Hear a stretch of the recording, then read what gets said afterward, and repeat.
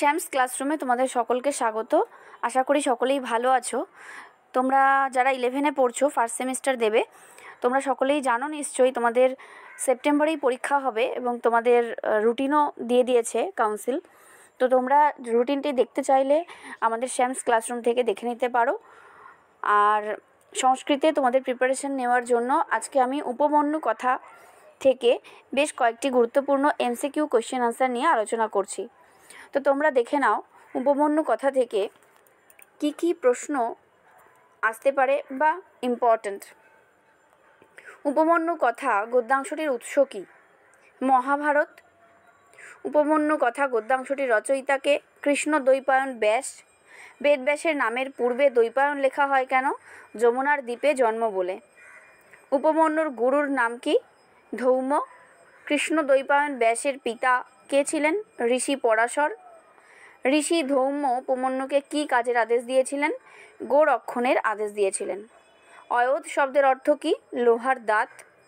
আর্যাবর্তে গুরুগৃহে কোন শিক্ষা নিষ্ঠার সঙ্গে পালিত হতো? ব্রহ্মচর্য।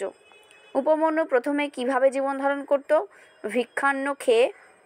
পাঠ্যাংশের উপমন্যুর কোন ভক্তি প্রদর্শিত হয়েছে? গুরুভক্তি। গুরু ধৌম উপমন্যুর ভোজনে কোন নিয়ম স্থির করে দিয়েছিলেন? প্রথমে গুরুকে নিবেদন, অর্থাৎ প্রথমে গুরুকে নিবেদন করতে হবে, তারপর নিজেকে ভক্ষণ করতে হবে। ঋষি আয়োধ ধৌমের দৃষ্টিতে উপমন্যু কেমন ছিল? হৃষ্টপুষ্ট।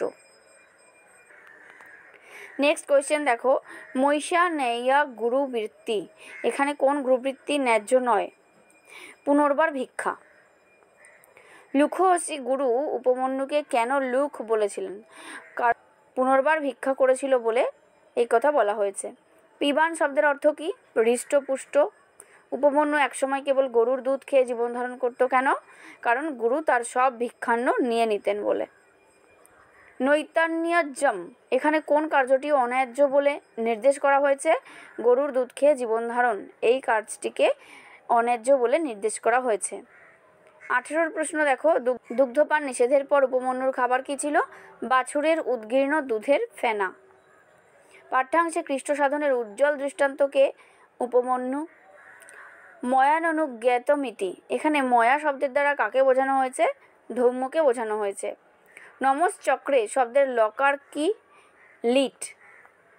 অশ্বিনৌ স্তৈহি, কে একথা বলেছেন? গুরু ধৌম কথা বলেছেন। ক্ষুধার্ত হয়ে উপমন্যু কী খেয়েছিল? আকন্দ পাতা। আকন্দ পাতা খাওয়ার ফল কি হয়েছিল? অন্ধত্ব নেমে এসেছিল তার চোখে। অন্ধ হয়ে উপমন্যু কোথায় পড়ে গিয়েছিল? কুয়োতে। তথেতি পদটির সন্ধিবিচ্ছেদ কোনটি? তথা যুক্ত ইতি। বৎসহিতি, এখানে বৎসহিতি, এখানে এসো অর্থবাচক সংস্কৃত শব্দটি কি? এহি। উপাধ্যায় অন্ধ উপমন্যুকে কোন দেবতার স্তুতি করতে বলেছিলেন? অশ্বিনীদ্বয়ের স্তুতি করতে বলেছিলেন। কোন দেবতাকে দেবতাদের বৈদ্য বা চিকিৎসক বলা হয়? অশ্বিনীদ্বয়কে দেবতাদের বৈদ্য বা চিকিৎসক বলা হয়। অশ্বিনীদ্বয় উপমন্যুকে কি খেতে অনুরোধ করলেন? পিঠে খেতে অনুরোধ করেছিলেন। উপমন্যুর অশ্বিনী দেবতাদের স্তুতি করার উদ্দেশ্য কী ছিল? অন্ধত্ব দূর করা। উপমন্যু অশ্বিনীদের দেওয়া পিঠে প্রথমে কাকে নিবেদন করতে চাইল? গুরুকে। গুরু উপমন্যুকে খুঁজতে কোথায় গিয়েছিল? অরণ্যে। শ্রেয়শ্চা বাল্যস্মৃতি, এখানে লাভ করবে অর্থবাচক সংস্কৃত শব্দটি কি? অবাপসাসি। অশ্বিনা বৃচতু শব্দের সন্ধিবিচ্ছেদ হল অশ্বিনৌ যোগ উচতু। অন্ধ হয়ে উপমন্যু কোথায় পড়ে গিয়েছিল? কুয়োতে। উপমন্যুর কাছে একটি গ্রন্থ প্রতিভাসিত হোক, এই আশীর্বাদে উল্লেখিত গ্রন্থটি কি? বেদ। উপমন্যু চরিত্রের অসাধারণ বৈশিষ্ট্য কি? গুরুভক্তি। অশ্বিনী কুমার দ্বয়ের বরে গুরুদেব কী রূপ এবং দাঁত লাভ করেছিল? কালো লোহার দাঁত লাভ করেছিল। এবং লাস্ট কোয়েশ্চেন দেখো, বৃত্তি কথার অর্থ কি? জীবিকা। তাহলে উপমন্যু কথা থেকে এই প্রশ্নগুলি আমি তোমাদের সাথে আলোচনা করলাম। পরবর্তীতে আমি তোমাদের মডেল কোয়েশ্চেন নিয়ে আসব। তোমাদের কি কি ধরনের কোয়েশ্চেন হতে পারে সেই সব বিভিন্ন ধরনের কোয়েশ্চেন, যেমন শূন্যস্থান পূরণ করা, সন্ধিবিচ্ছেদ করা, স্তম্ভ মেলানো, তারপর ঘটনার সাজানো, এই সমস্ত প্রশ্নের উত্তরগুলো আমি তোমাদের সাথে আলোচনা করব এবং স্যাম্পল কোশ্চেন নিয়ে হাজির হব। দেখতে থাকো শ্যামস ক্লাসরুম।